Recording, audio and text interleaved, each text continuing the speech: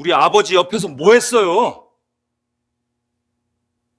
3년 동안 시아버지 기저귀를 갈았습니다. 새벽 2시마다 욕창 확인했습니다. 약 냄새가 손에 배도록 간병했습니다. 그런데 어제 저는 횡령범이 되었습니다. 저는 올해 62. 사람들 말대로라면 인생의 해질녘이죠. 그런데 그날 저는 한순간에 70억 재산가의 상속인이 되어버렸습니다. 그 70억을 남긴 사람이 누구냐고요? 사연 시작 전 구독 부탁드립니다. 어디서 듣고 계신지 남겨주시면 그곳으로 건강과 행복 가득 보내드리겠습니다. 바로 제 시아버지. 저를 죽기 직전까지도 셋째 것이라고 부르던 그 까칠한 노인네였습니다. 믿기세요? 평생 저를 힘들게 한 그 시아버지가 마지막에는 자기 가진 전 재산을 몽땅 저한테 남기고 갔다는 게요. 이야기를 처음부터 들려드릴게요. 그리고 끝까지 들어보시면 돈보다 더 무서운 게 가족이라는 말이 무슨 뜻인지 아마 조금은 느끼시게 될 거예요. 제 이름은 김현주입니다. 올해 62. 사람들은 저를 그냥 셋째 며느리라고 불렀죠. 큰 시누이, 큰 며느리, 둘째 며느리. 그들 사이에서 저는 언제나 끼인 존재였습니다. 시아버지는 중소기업을 일으킨 자수성 가형 사업가셨습니다. 어려서부터 고생 많이 했다는 이야기를 술만 드시면 수도 없이 하셨죠. 내가 맨손으로 시작했다. 논바닥에서 공장 돌려서 여기까지 온 거야. 애들아, 돈은 절대 쉽게 쓰는 거 아니다. 그 입버릇을 저는 귀에 딱지가 않도록 들었습니다. 그러면서도요, 자기 피부치한테는 돈을 아낌없이 썼습니다.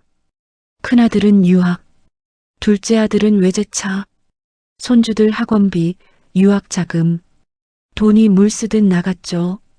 그런데 셋째 아들, 그러니까 제 남편은 좀 별로였어요. 공부도 중간, 사업도 늘 애매하고, 그래서였는지 시아버지는 늘 제 남편을 셋째 것이라고 불렀습니다.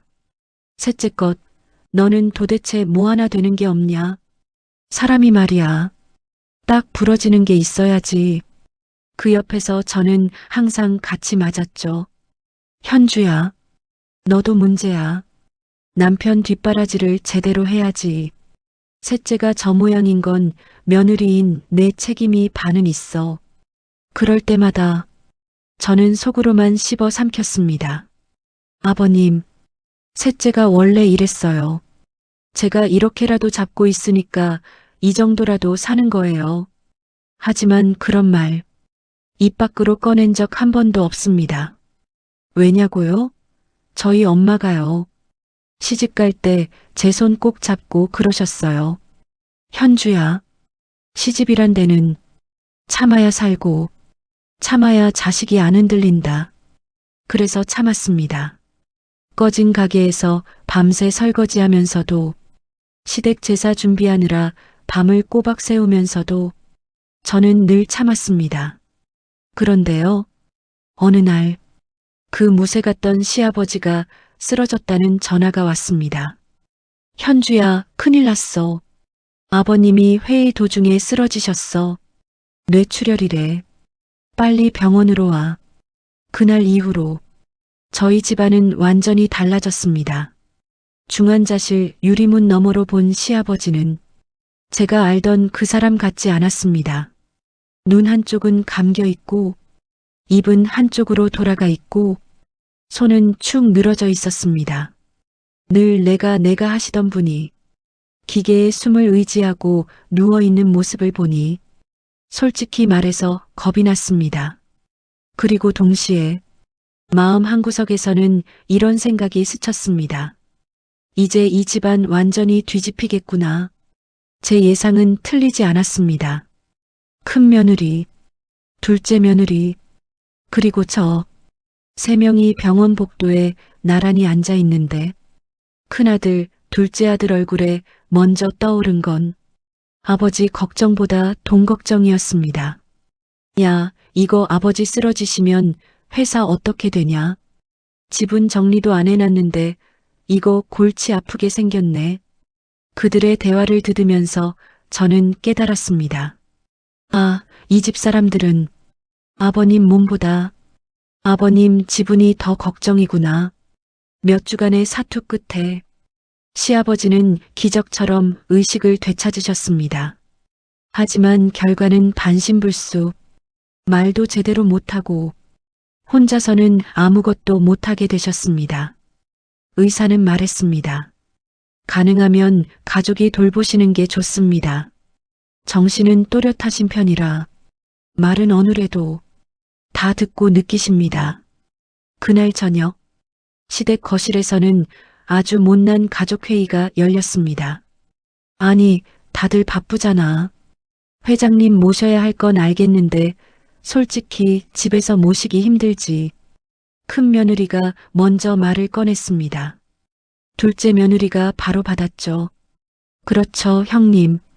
제가 애가 셋이에요. 시어른 모시려면 집을 아예 병원으로 만들라는 건데 솔직히 저희는 무리예요. 그들 시선이 자연스럽게 저에게로 몰렸습니다. 현주 씨는 그 순간 제 남편은 고개를 푹 숙였습니다. 우리는 뭐 애도 다 컸고 가게도 요즘 잘 안 되고 그 말이 끝나기도 전에 큰아들이 손뼉을 쳤습니다. 그래, 셋째 집에서 모시는 게 맞지. 셋째는 집도 전세고 시간도 그나마 여유롭고 둘째도 거들었습니다. 그래, 셋째가 제일 효자잖아. 그치, 셋째? 효자요? 그 말에 저는 순간 피식 웃음이 났습니다. 제 남편은 효자라기보다는 그냥 아버님 눈치만 보다가 늘 혼나던 막둥이였죠. 그런데 그날 제 입에서는 뜻밖의 말이 나왔습니다. 네, 저희가 모실게요. 스스로도 놀랐습니다. 왜 그런 말을 했는지 지금도 정확히는 모르겠습니다. 아마도 병원 침대에 누워있던 그 얼굴, 한쪽 눈에 맺혀있던 눈물 때문이었는지도 모르겠습니다. 그렇게 해서 70억 재산가 시아버지는 월세 전세살이 셋째 며느리 집으로 오시게 되었습니다. 집은 작았습니다. 방 2개, 하나는 저와 남편, 하나는 대학생 막내 아들이 쓰고 있었죠. 그런데 거기에 침대와 휠체어, 산소기계와 각종 약통까지 들어오니 집은 순식간에 병실이 되었습니다. 첫날 밤 시아버지는 거친 숨을 쉬며 누워 계셨습니다. 제가 물수건으로 얼굴을 닦아드리자 힘겹게 입을 떼셨습니다. 셋째 것, 그 어눌한 소리를 듣는데 왠지 모르게 눈물이 핑 돌았습니다. 아버님, 여기 우리 집이에요. 이제 저랑 같이 계실 거예요. 시아버지는 잠시 저를 똑바로 보더니 천천히 눈을 감으셨습니다. 그때까지만 해도 저는 몰랐습니다. 이 선택이 제 인생을 통째로 바꿔놓을 거라는 걸요. 간호는요, 예쁘게 미화된 희생 이야기가 아닙니다. 새벽마다 기저귀를 갈아야 했고, 몸 전체를 닦아드려야 했고, 욕창 안 생기게 2시간마다 자세를 바꿔야 했습니다. 약 봉지를 뜯을 때마다 손가락에 배는 그 쓴 냄새, 밤중에 계속 들리는 산소 기계 소리, 아침마다 빨아야 하는 잠옷의 무게, 냄새, 무게, 잠 부족, 허리 통증, 그리고 무엇보다 내가 이 나이에 왜 이 고생을 하지라는 끝없는 질문과 싸워야 했습니다. 큰 며느리와 둘째 며느리는 처음 한두 번만 와서 생색을 냈습니다. 아버님, 큰 며느리 왔어요. 아버님, 둘째 왔어요. 그러고는 사진 몇 장 찍고 얼굴에 팩 붙인 채 돌아갔습니다. 단톡방에는요, 이런 메시지가 돌았습니다. 셋째가 그래도 사람 됐네. 아버지 옆에 붙어 있으니 나중에 효도 점수 좀 받겠어. 뭐 어쩌겠어. 셋째 집이 제일 한가하잖아. 그 메시지를 보면서도 저는 대꾸하지 않았습니다. 대신 밤마다 아버님 손을 잡고 있었습니다. 시계 초침 소리만 들리는 새벽 2시, 불 꺼진 방 안에서 아버님은 가끔 낮에 못한 말을 조금씩 꺼내셨습니다.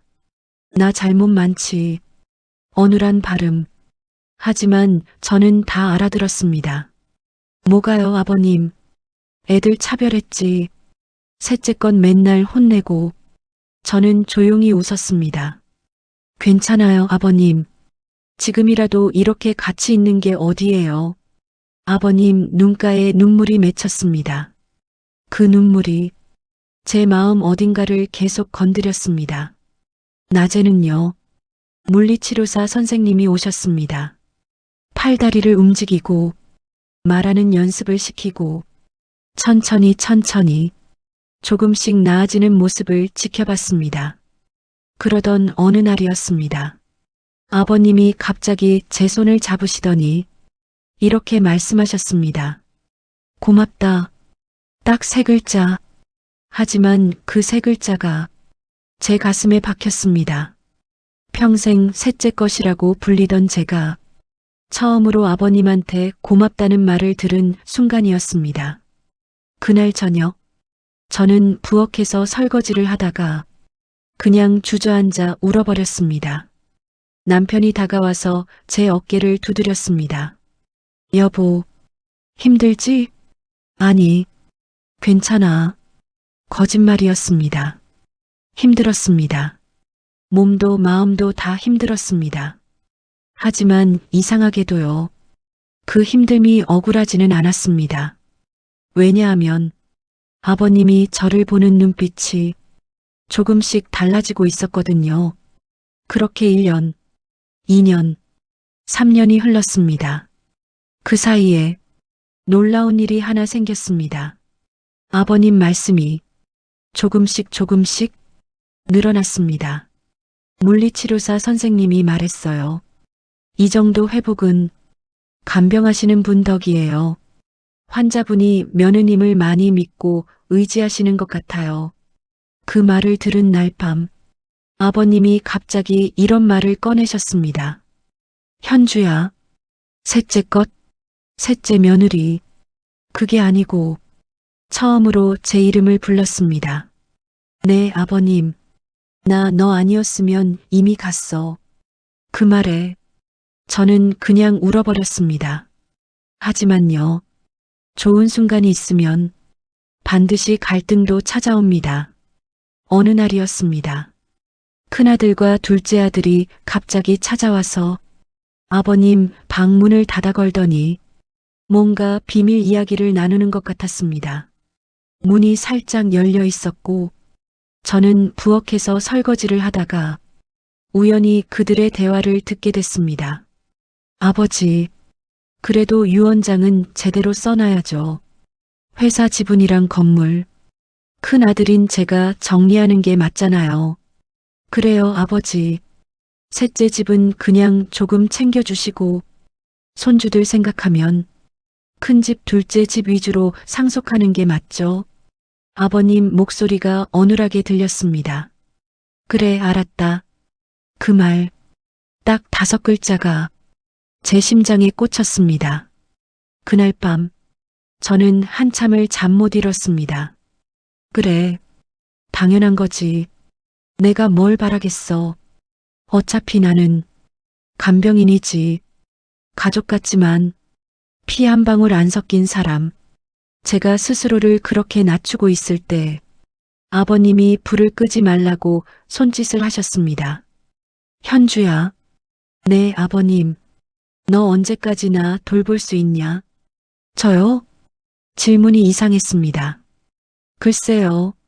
아버님이 숨 쉬는 날까지는 제가 옆에 있겠죠.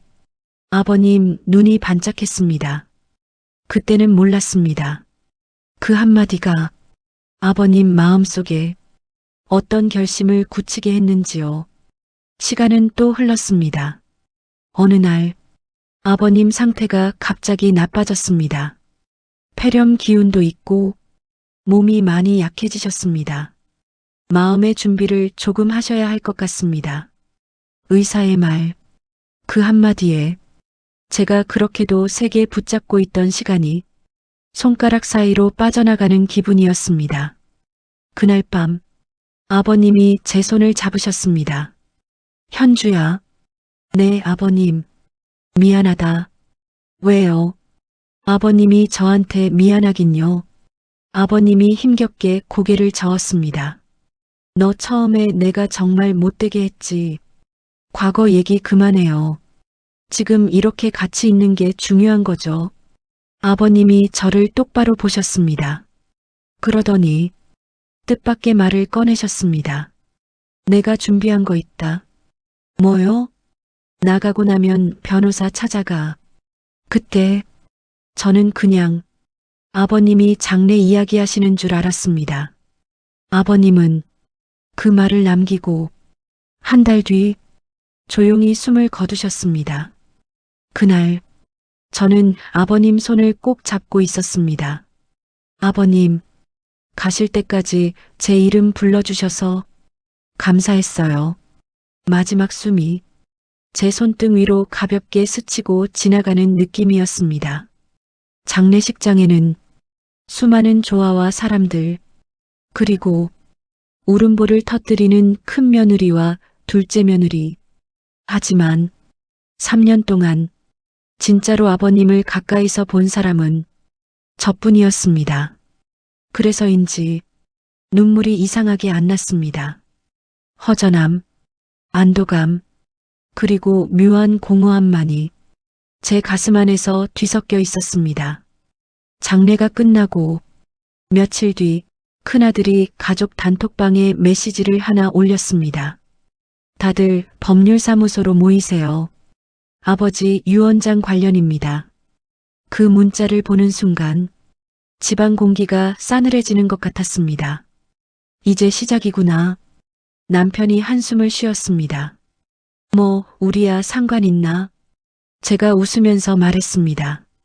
아버님 재산 대부분은 큰아들, 둘째한테 가겠지. 우리는 그냥 위로금 조금 받으면 감사한 거고. 입으로는 그렇게 말했지만 마음 한구석이 이상하게 덜컹거렸습니다. 3년 동안 제가 지켜본 것은 한 인간의 마지막이었고 그들이 바라본 것은 한 노인의 재산 목록이었습니다. 그 차이 때문인지 왠지 모르게 속이 쓰렸습니다.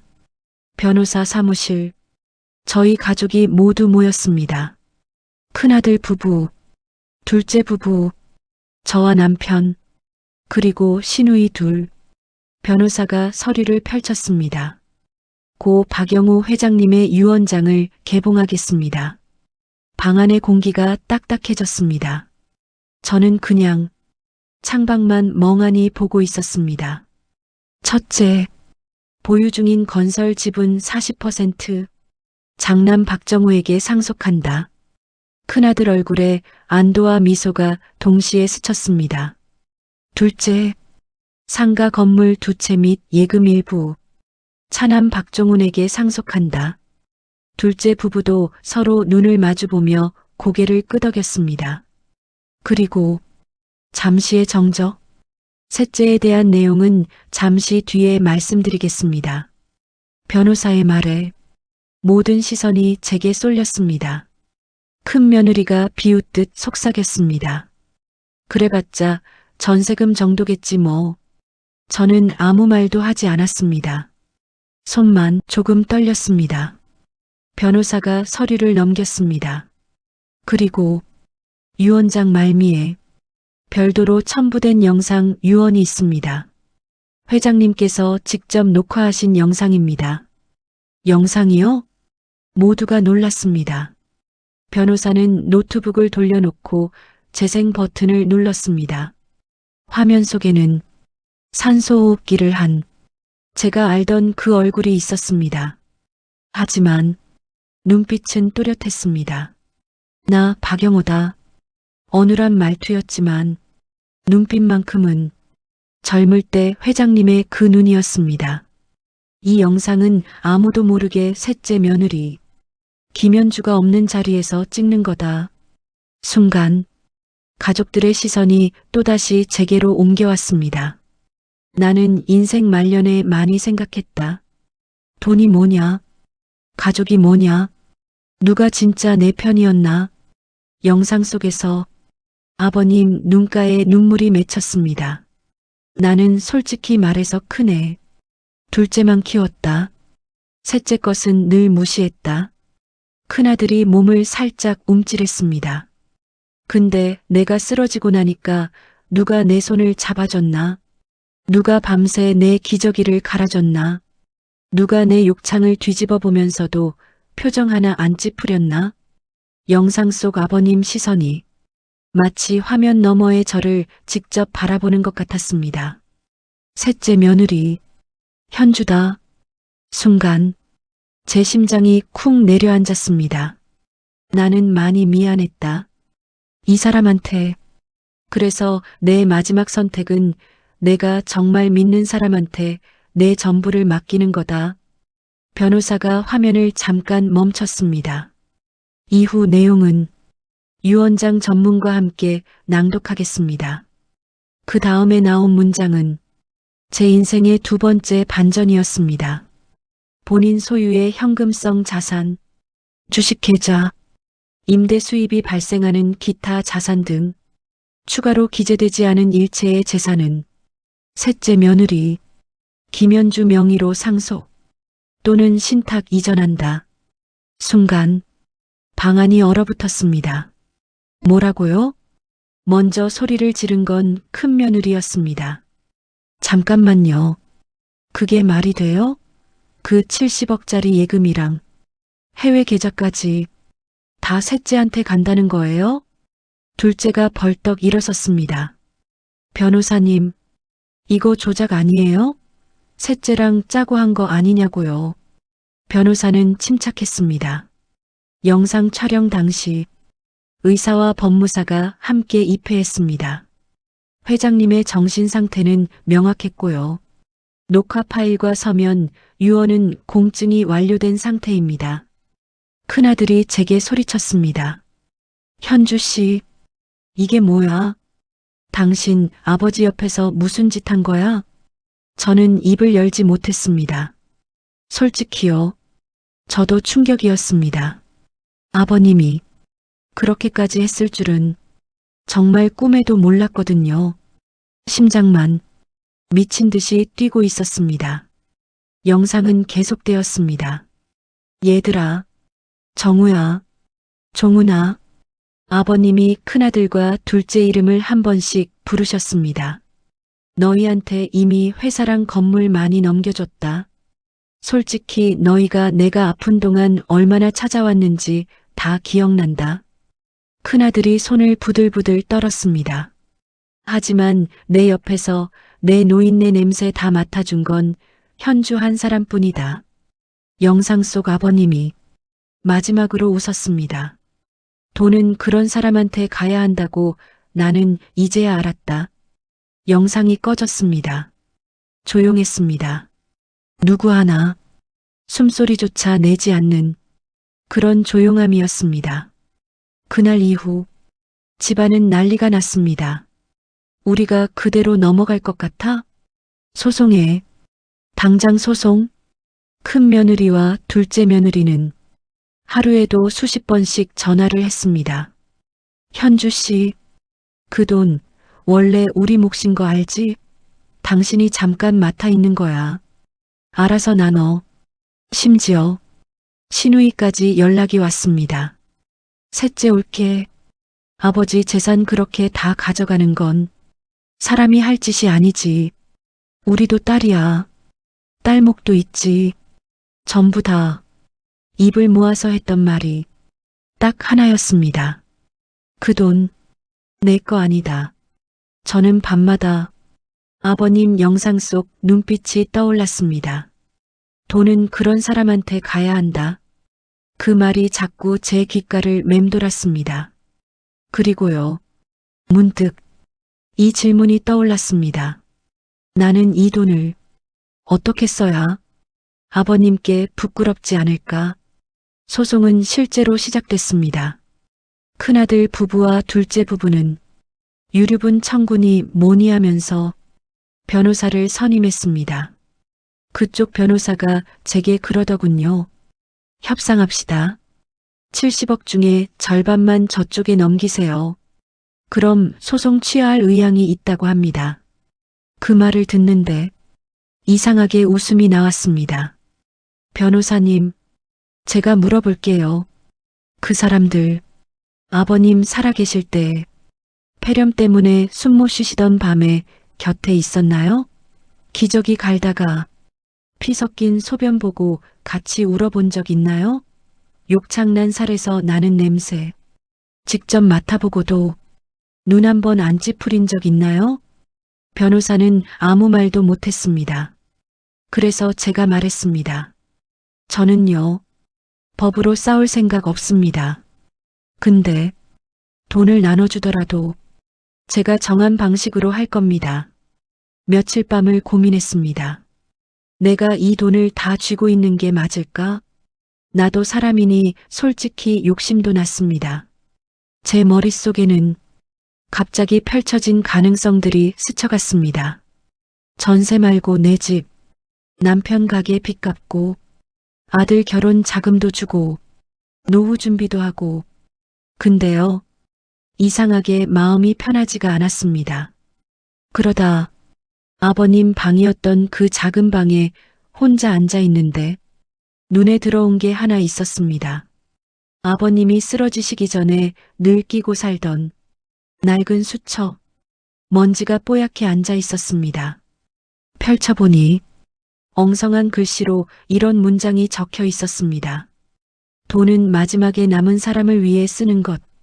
그 밑에는 제가 모르는 이름들이 쭉 적혀 있었습니다. 공장에서 같이 고생했다던 옛 동료들, 시골에서 학교 못 다닌 채 공장 온 소년들의 이름, 그리고 맨 마지막 줄, 셋째 며느리, 현주. 그걸 보는 순간 제 마음이 이상하게 정리되는 느낌이었습니다. 그래, 아버님 뜻대로 해보자. 며칠 뒤 저는 가족들을 모두 불렀습니다. 큰아들 부부, 둘째 부부, 시누이들, 다들 못마땅한 표정으로 앉았습니다. 그래서 얼마 줄 건데? 둘째가 먼저 입을 열었습니다. 저는 조용히 말했습니다. 아버님 유언 취소할 생각 없습니다. 순식간에 분위기가 싸늘해졌습니다.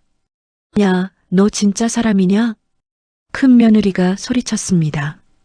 대신에 제가 말을 이었습니다. 아버님 이름으로 재단을 하나 만들 겁니다. 재단? 아버님이 어릴 때 공장에서 일하던 아이들 이야기 기억나시죠? 그 친구들한테 늘 미안했다고 하셨잖아요. 저는 그분들, 그리고 지금도 힘들게 일하는 청년들, 그리고 노인 요양시설에서 가족에게 버림받은 어르신들 위해서 아버님 돈을 쓰려고 합니다. 큰 며느리가 비웃었습니다. 그래서 그게 우리랑 무슨 상관인데? 상관 있죠. 재단 이사 명단에 아버님 자녀들 이름 전부 올릴 겁니다. 그리고 재단 운영비 일부는 아버님이 남긴 수익으로 충당하고 각자 돌아오는 목도 매년 일정 부분씩 지급하겠습니다. 둘째가 코웃음을 쳤습니다. 뭐야 그게. 지금 당장 목돈이 필요하다고. 저는 그를 똑바로 바라봤습니다. 당신들은 아버님 살아계실 때 이미 많이 받았어요. 회사, 건물, 그거 다 아버님 피죠. 이 돈까지 한 번에 다 주려고 하면 아버님이 하늘에서 뭐라고 하실까요? 시누이 하나가 조심스럽게 말을 꺼냈습니다. 옳게. 그게 법적으로 우리 유류분은 유류분 소송하셔도 됩니다. 제가 잘났습니다. 근데요, 저는 끝까지 아버님 영상 보여드릴 겁니다. 누가 아버님 옆에서 뭘 했는지 법정에서 다 말할 거예요. 조용해졌습니다. 그날 그 누구도 더 이상 큰 소리 치지 못했습니다. 그렇게 소송은 시작됐습니다. 법률 대리인들이 오가고 서류가 쌓이고 법정 날짜가 잡혔습니다. 가족들은 각자 변호사를 대동하고 저도 제 변호사를 선임했습니다. 그런데요, 정작 첫 재판 날짜가 가까워오자 저는 이상하게 마음이 편하지 않았습니다. 법으로 싸운다는 게 이렇게 씁쓸한 일인 줄 몰랐습니다. 아버님이 보시면 뭐라고 하실까? 그렇게 고민하던 어느 날, 큰아들 부부가 갑자기 집으로 찾아왔습니다. 평소와 다른 표정이었습니다. 뭔가 단단히 벼르고 온 얼굴이었죠. 현주 씨, 우리 좀 이야기합시다. 큰아들이 소파에 앉으면서 서류 봉투를 꺼냈습니다. 뭔데요? 아버지, 계좌 내역이요. 우리가 변호사 통해서 받아본 건데, 이거 좀 보세요. 서류를 펼치는데, 제 이름으로 된 계좌 이체 내역이 빼곡했습니다. 이게 뭔가 했더니, 아버지 돌아가시기 2년 전부터 현주 씨 명의로 매달 돈이 빠져나갔더라고요. 적게는 500만 원, 많게는 1000만 원씩. 큰 며느리가 차갑게 말했습니다. 이거 횡령 아니에요? 제 머릿속이 하얘졌습니다. 뭐라고요? 저는 그런 적 없는데요. 증거가 여기다 있는데 뭘 발뺌을 해요. 아버지 정신 없으실 때 당신이 통장 관리했잖아요. 순간 기억이 떠올랐습니다. 아버님이 편찮으실 때 병원비며 약값이며 간병용품이며 제가 먼저 제 돈으로 쓰고 나중에 아버님 계좌에서 정산받은 적이 있었습니다. 아, 그건 아버님이 아시는 거였어요. 병원비랑 생활비 제가 먼저 쓰고 나중에 정산한 거라고요. 증거 있어요? 큰 며느리가 비웃었습니다. 영수증이요? 기록이요? 아버지 도장 찍힌 각서라도 있어요? 없었습니다. 아버님과 저는 그런 거 따지지 않았습니다. 필요하면 쓰고 정산하고 그게 다였습니다. 현주 씨, 솔직히 말해요. 당신 아버지 옆에 붙어 있으면서 조금씩 빼돌린 거 아니에요? 아니에요. 제 목소리가 떨렸습니다. 저는 정말 그런 마음으로 아버님 모신 거 아니에요. 그럼 왜 기록이 없어요? 왜 아버지한테 확인도 안 받았어요? 큰아들이 서류를 탁 내려놓았습니다. 우리 변호사가 그러는데 이거 가지고 고소하면 유언장 무효 소송도 다시 걸 수 있대요. 횡령한 사람한테 상속할 이유 없다고. 그 말에 제 다리에 힘이 풀렸습니다. 저 정말 그런 거 아니에요. 그럼 증명해 보세요. 영수증이든 기록이든. 저는 아무 말도 못했습니다. 그들이 돌아간 뒤 저는 그 자리에 주저앉아 버렸습니다. 남편이 부엌에서 나와서 제 어깨를 두드렸습니다. 여보, 괜찮아. 우리 잘못한 거 없잖아. 그래도 증거가 없잖아. 나 진짜 아버님 모시면서 그런 마음 단 한 번도 없었는데. 눈물이 주르륵 흘러내렸습니다. 그날 밤 저는 잠을 이룰 수가 없었습니다. 아버님, 제가 정말 잘못한 건가요? 제가 욕심을 부린 건가요? 머릿속이 복잡했습니다. 며칠 뒤 큰아들 쪽 변호사한테서 정식 내용 증명이 날아왔습니다. 횡령 혐의 조사 요청, 그리고 유언 무효 확인 소송 준비. 재단 설립은 그 자리에서 멈춰버렸습니다. 사람들 입에서는 또 다른 소문이 돌기 시작했습니다. 셋째 며느리가 아버지 돈 빼돌렸대. 간병한다고 해놓고 뒤에서 통장 털었대. 친척들도 하나둘 연락이 끊겼습니다. 동네 사람들 눈빛도 달라졌습니다. 그렇게 저는 완전히 고립됐습니다. 가족한테는 도둑 취급받고 세상한테는 사기꾼 취급받고 아무리 설명해도 아무도 제 말을 믿지 않았습니다. 그러던 어느 날 제가 아버님 수첩을 다시 꺼내 들었을 때였습니다. 수첩 뒷장에 제가 미처 보지 못한 쪽지가 하나 끼어 있었습니다. 아버님 손글씨였습니다. 현주야, 너 필요한 거 있으면 내 통장에서 써. 나 이제 쓸 데도 없고 내가 관리해. 영수증 같은 거 신경 쓰지 마. 나는 다 알아. 그 글씨를 보는 순간 눈물이 터져 나왔습니다. 아버님은 알고 계셨던 거였습니다. 제가 먼저 쓰고 나중에 정산하는 거, 그리고 그게 전혀 문제가 아니라는 것도. 하지만 이 쪽지 하나로 법정에서 이길 수 있을까요? 저는 남편한테 그 쪽지를 보여줬습니다. 여보, 이거 증거 될까? 남편이 쪽지를 한참 들여다보더니 고개를 저었습니다. 글쎄, 날짜도 없고 공증도 없고 변호사들이 뭐라고 할지 모르겠네. 그날 밤 저는 또 잠을 이루지 못했습니다. 창밖으로 비가 내렸습니다. 빗소리가 유난히 크게 들렸습니다. 아버님, 제가 지금 어떻게 해야 할까요? 제가 정말 잘한 건가요? 아니면 제가 착각한 건가요? 그때 휴대폰이 울렸습니다. 모르는 번호였습니다. 여보세요? 혹시 박영호 회장님 며느리 되십니까? 네. 그런데요. 저는 회장님 회사에서 30년 근무했던 김비서라고 합니다. 뉴스 보고 연락드렸습니다. 네. 며느님, 회장님 사무실에 금고가 하나 있습니다. 그 안에 회장님이 남기신 게 있어요. 며느님한테 꼭 전하라고 하셨습니다. 제 심장이 다시 뛰기 시작했습니다. 다음 날 저는 남편과 함께 아버님 회사로 갔습니다. 30년 근무했다는 김 비서님은 60대 중반쯤 되어 보이는 차분한 분이었습니다. 며느님, 이쪽으로 오세요. 김 비서님이 안내한 곳은 아버님이 쓰시던 회장실이었습니다. 책상, 의자, 액자, 모든 게 그대로였습니다.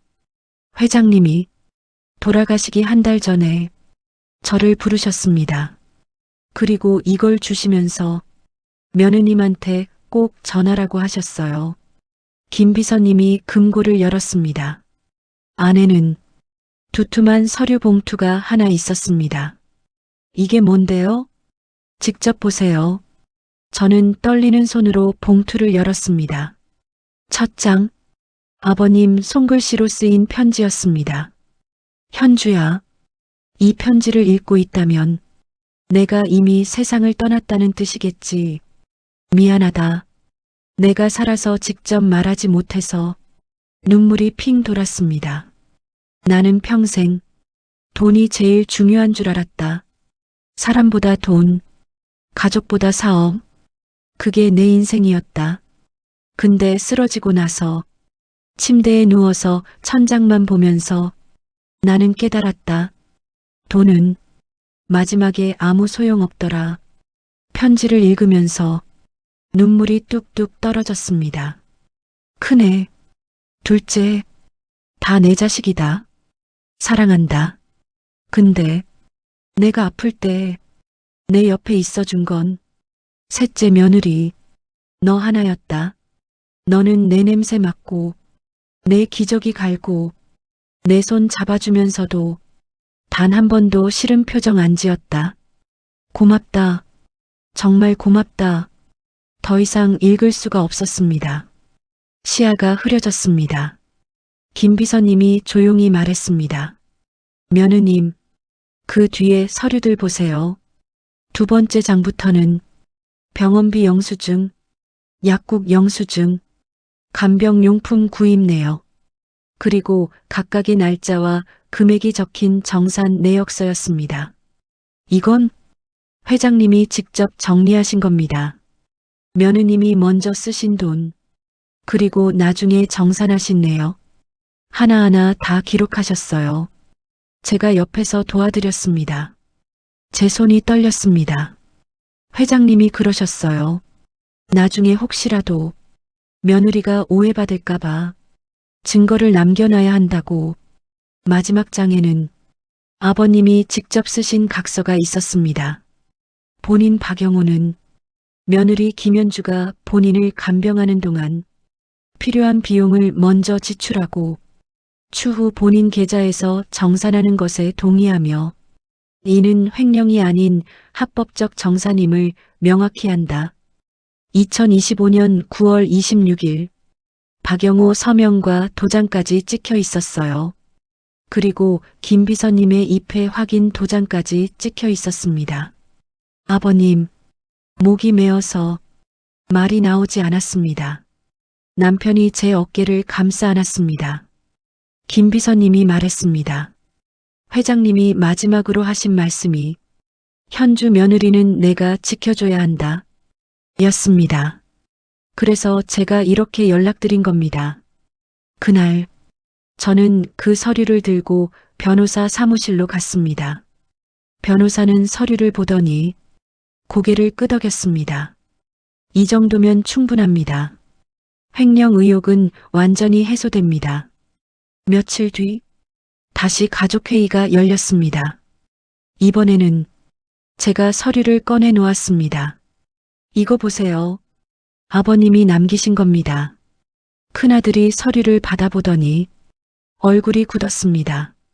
큰 며느리도 둘째 부부도 아무 말이 없었습니다. 제가 아버님 돈 빼돌렸다고 하셨죠? 횡령했다고 하셨죠? 여기 다 기록 있습니다. 아버님이 직접 확인하시고 동의하신 내역입니다. 조용했습니다. 저는요, 아버님 옆에 있으면서 단 한 번도 돈 생각 안 했어요. 그냥 아버님이 편하게 가시길 그것만 바랐어요. 큰아들이 고개를 숙였습니다. 현주 씨, 미안합니다. 처음 듣는 사과였습니다. 우리가 너무 급했습니다. 돈 때문에 눈이 멀었습니다. 큰 며느리도 입술을 깨물며 고개를 숙였습니다. 옳게 미안해요. 내가 너무 심했어. 저는 그들을 보면서 이상하게 화가 나지 않았습니다. 그냥 안타까웠습니다. 다들 저도 이해해요. 아버님 재산이 컸으니까 걱정되셨을 거예요. 근데 저는 한 번만 말씀드릴게요. 이 돈, 제 돈 아닙니다. 아버님 돈입니다. 그래서 저는 아버님 뜻대로 쓸 겁니다. 그날 이후 재단 설립이 다시 시작됐습니다. 이번에는 가족들도 하나둘 힘을 보탰습니다. 큰아들이 재단 이사로 참여했고 둘째는 회계 쪽을 도와줬습니다. 시누이들도 이따금 봉사활동에 얼굴을 비쳤습니다. 우리는 완전히 화해한 건 아니었습니다. 여전히 어색했고 여전히 서먹했습니다. 하지만 아버님이라는 공통의 기억 앞에서 우리는 조금씩 마음을 열기 시작했습니다. 그해 가을, 재단 개원식이 열렸습니다. 박영호 재단, 아버님 이름을 딴 요양복지재단이었습니다. 개원식 날, 저는 아버님 영정사진 앞에 섰습니다. 아버님, 이렇게 시작합니다. 지켜봐 주세요. 바람이 불었습니다. 아버님이 대답하시는 것 같았습니다. 이제 제 이야기를 마무리해야겠네요. 여러분, 70억이라는 돈이 제 인생을 바꿔놓은 건 맞습니다. 하지만 정말로 제 인생을 바꾼 건 그 돈이 아니라 마지막까지 곁에 남는 사람은 누구인가? 그 질문이었습니다. 돈이 많아서 외로운 사람, 돈이 없어서 외로운 사람, 나이 들면요. 결국 다 거기서 거기인 것 같아요. 누가 내 손을 잡아줄지, 누가 내 이름을 불러줄지, 누가 내 냄새를 견뎌줄지. 저는요, 아버님 옆에서 그걸 몸으로 배웠습니다. 그리고 이제는 아버님이 남겨주신 돈으로 누군가의 마지막 옆자리를 지키는 일을 하고 있습니다. 재단을 운영한 지 어느덧 3년이 흘렀습니다. 그 사이 제 삶도 조금씩 변했습니다. 25분의 어르신을 요양시설에 모셨고 47명의 청년에게 장학금을 지급했습니다. 많은 숫자는 아니지만 그분들 한 분 한 분의 얼굴을 저는 다 기억합니다.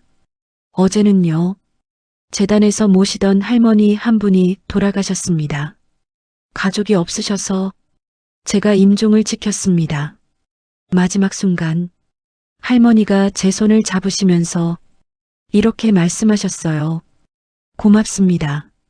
덕분에 외롭지 않았어요. 그 말을 들으면서 저는 아버님 생각이 났습니다. 아버님도 마지막에 외롭지 않으셨을까? 저는 그랬으면 좋겠다고 생각합니다. 집으로 돌아오는 길 남편이 운전하면서 말했습니다. 여보, 고생 많았어. 괜찮아. 이게 내일인걸? 남편이 빙그레 웃었습니다. 당신 덕분에 나도 사람 됐어. 아버지한테도 당신한테도 미안했는데 이제라도 옆에서 힘이 돼줄게. 저는 남편 손을 꼭 잡았습니다. 우리 부부도 완벽하지 않습니다. 여전히 다투고 여전히 서운할 때도 있습니다. 하지만 함께 늙어간다는 건 이런 게 아닐까 싶습니다. 서로의 부족함을 알면서도 그냥 옆에 있어주는 것. 큰 며느리는요, 요즘 재단 일을 많이 도와줍니다. 처음엔 의무감에 온 것 같았는데 요즘은 진심으로 참여하는 것 같아요. 지난주에는 제가 힘들어하는 걸 보고 이렇게 말하더라고요. 동서, 내가 그때 너무 심했지. 미안해. 근데 지금 보니까 동서가 제일 대단한 것 같아. 저는 그 말을 들으면서 이상하게 울컥했습니다. 인정받고 싶었던 게 아니라 그냥 이해받고 싶었던 것 같습니다. 둘째 며느리도 가끔 재단에 들러서 어르신들 말벗이 되어드립니다. 어느 날은 제게 이런 말을 했어요. 동서, 나도 늙으면 이런 데 와야 할까봐 무섭더라. 근데 여기 오니까 생각이 바뀌었어. 따뜻하더라고. 우리는 완전히 화해한 건 아닙니다. 여전히 명절이면 어색하고 여전히 서먹한 순간들이 있습니다. 하지만 예전처럼 날 서 있지는 않습니다. 시간이 우리를 조금씩 부드럽게 만들어주고 있습니다. 제 아들은요, 작년에 결혼했습니다. 결혼식 날 아들이 제 손을 잡고 그러더라고요. 엄마, 엄마처럼 살고 싶어? 마지막까지 누군가 옆에 있어주는 사람. 그 말에 저는 그냥 울어버렸습니다. 제가 아들한테 뭘 가르쳐 준 건 아닌데 아들이 제 삶을 보고 뭔가 배운 것 같았습니다. 혹시 이 영상을 보고 계신 분들 중에 간병으로 지치신 분, 가족 때문에 마음이 다친 분, 또는 상속 문제로 속 끓이시는 분, 한 가지는 꼭 말씀드리고 싶어요. 나이 들어도 인생의 주인공은 남편도 자식도 돈도 아닙니다. 바로 나 자신이에요. 남이 뭐라고 하든 결국 내 선택이 내 인생을 만듭니다. 저는 3년 전 제가 모실게요 라고 말한 그날 제 인생의 방향을 완전히 바꿔놓은 겁니다. 힘들었지만 지금 돌아보면 후회하지 않습니다. 오늘도 저는 아버님 수첩을 꺼내봅니다. 돈은 마지막에 남은 사람을 위해 쓰는 것. 그 문장을 읽을 때마다 저는 다짐합니다. 아버님, 제가 이 돈 잘 쓰겠습니다. 아버님이 바라셨던 대로 정말 필요한 사람들한테 따뜻하게 쓰겠습니다. 가끔 밤에 혼자 있으면 아버님 목소리가 들리는 것 같습니다. 현주야, 고맙다. 잘하고 있다. 착각일 수도 있습니다. 하지만 저는 그 목소리를 믿고 싶습니다. 여기까지 제 이야기 끝까지 들어주셔서 고맙습니다. 여러분, 나이 들어도 인생의 주인공은 바로 당신입니다. 이 이야기가 마음에 와닿으셨다면 구독 버튼 한번 눌러주세요. 그리고 주변에 비슷한 고민하시는 분 계시면 공유도 부탁드립니다. 여러분의 작은 관심이 제게는 정말 큰 힘이 됩니다. 들어주셔서 감사합니다. 다음 이야기에서 또 만나요. 내 인생 내 사연이었습니다.